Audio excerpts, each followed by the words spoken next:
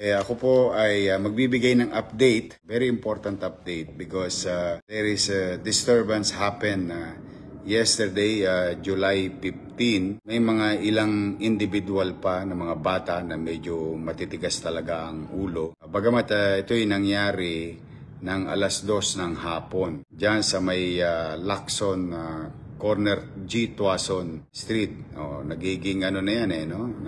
Kahit nung mga nakaraang taon, nakita ko, nagiging showdown area na yan. No? Parang diyan kayo nagpapangipangita at nangdidistorbo yung mga batang ito ng mga dumadaan at nakatira doon sa lugar. No, kahit na tirik ang araw, wala nang pinipiling oras itong mga batang ito. Gusto ko lang po i-update kayo. Kasi ito po ay pinadala sa atin ng isang netizen, isinare sa akin. Kung sino ka man, alam mo yon. Thank you very much for your information. And because of that, ito nagba-viral na video na to ng Rumble. I think 100,000 plus views na ang nangyayari na napanood no, sa tungkol sa pangyayari.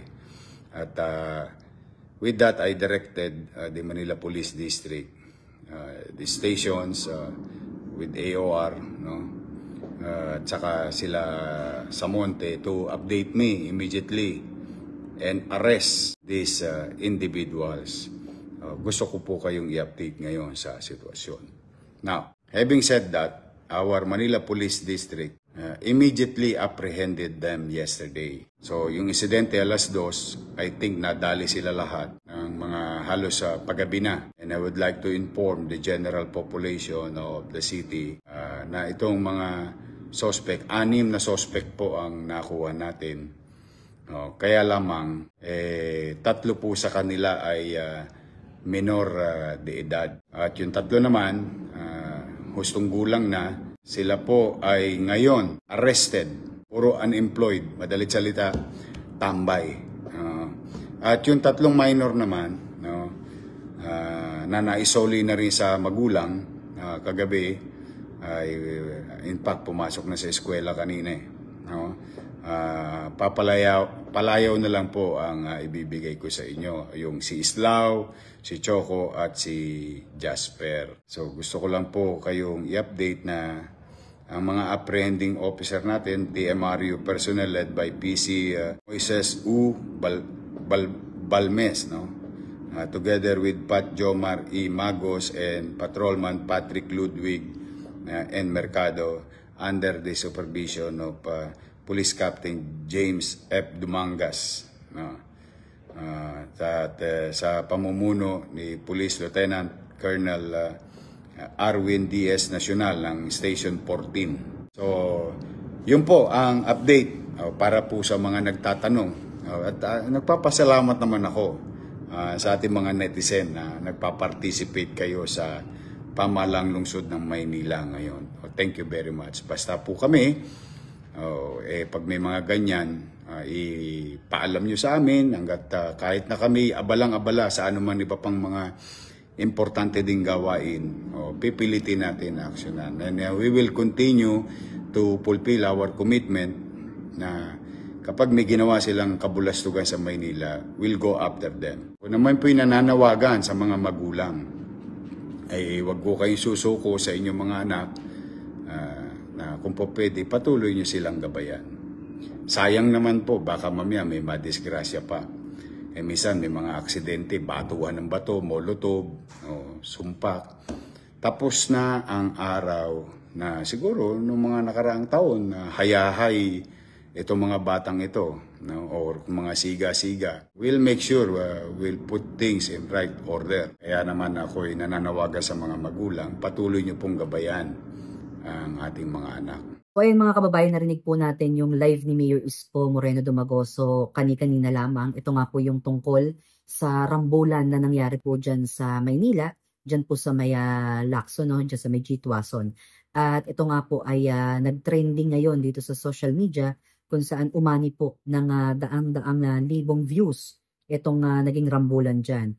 At the good thing is talagang ito ay na-apprehend na at nakuha na po yung 6 na suspect dito po sa insidenteng ito. Very disturbance talaga 'tong mga kababayan lalo na 2:00 ng hapon nangyari itong insidente at alam naman po natin na itong lugar dito sa Maynila na 'to, especially dito sa May Lacson, ay isa sa mga busiest place here in Manila at napakarami pong mga motorista diyan ang dumadaan at mga naglalakad. So talagang napakalaking perwisyo ito mga kababayan kung sakasakaling meron pang napahamak na mga ibang tao na hindi naman involved dito sa gulong ito, no? So hindi na bago 'tong mga kababayan dito sa Maynila at sa iba pang mga lugar itong mga riot ng mga kabataan, no? So personally nakakita na din tayo niyan, lalo na ito na naman dadating na naman ang Burmans at pagtungtong na naman ng December mga kababayan ay mag-uumpisa na naman ang simbang gabi. So medyo maaga lang pero bibigyan ko lang kayo ng idea or yung mga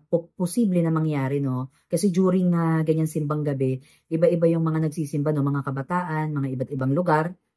So doon sila nagpapangita, no? Nagpapang-abot. At syempre kung ang isang tropa ay may kaaway sa kabilang tropa, no? Yung sa ibang barangay o ibang lugar at nagpag-abot sila.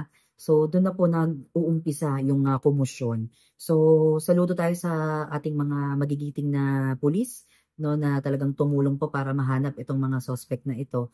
At sabi nga po ni Yorme, 3 nga daw po dito yung minor. So hindi yan allowed na hulihin at ano talaga yan, ikulong, no, dahil may batas po tayo laban diyan. Yun nga lang yung unfair kasi syempre madalas yung mga ganitong kabataan ang nagagamit sa mga accessories, no, sa mga ganitong krimen o kung ano man na hindi nakukulong, no, dahil nga sa juvenile na tinatawag natin. So anyway, ito nga yung magandang balita ni Mayor Isko na nasa kote na nga po itong 6 na suspect na 'to at 3 nga dito is na ano na, no, apprehend na.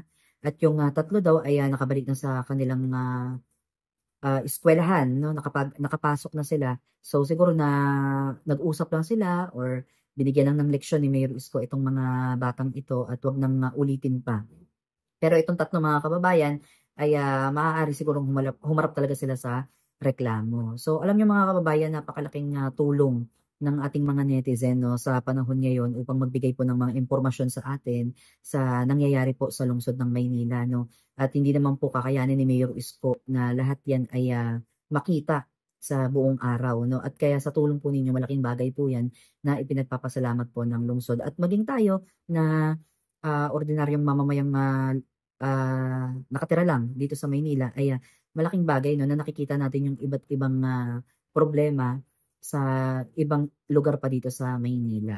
So dito naman sa mga kabataan na 'to, dapat talaga kayo ay magbago na, no? Kasi talagang walang magandang maidudulot yang kaangasan natin, no? So pinagdaanan din naman natin yang kabataan na yan, yung mapatropa, magtambay-tambay. So enjoy niyo lang, no? Kasi pagdating ng mga panahon hindi niyo alam yung mga nakabanatan ninyo, mga nakaaway ninyo ay mga magiging kumpare niyo pa, magiging kaibigan niyo sa inyong pagtanda. So iwasan natin, no, yung lalo na yung gagamit pa tayo ng mapanakit na sandata na maaari namang mapunta, no, sa hindi natin inaasahan. Ayaw naman natin mangyari 'yon. At sa mga magulang naman, ayan tama yung sinabi ni Mayor Isko dahil nasa magulang pa rin, no, yung kanilang gabay sa kanilang mga anak at huwag tayong mapapagod na bitawan sila para mapunta sila sa tamang direksyon ng buhay at huwag silang mapahamak. Sometimes kasi yung blame kasi mga kababayan ay napupunta talaga sa magulang, no. Kahit na ang mga magulang ay halos umiyak na sa kanilang mga anak,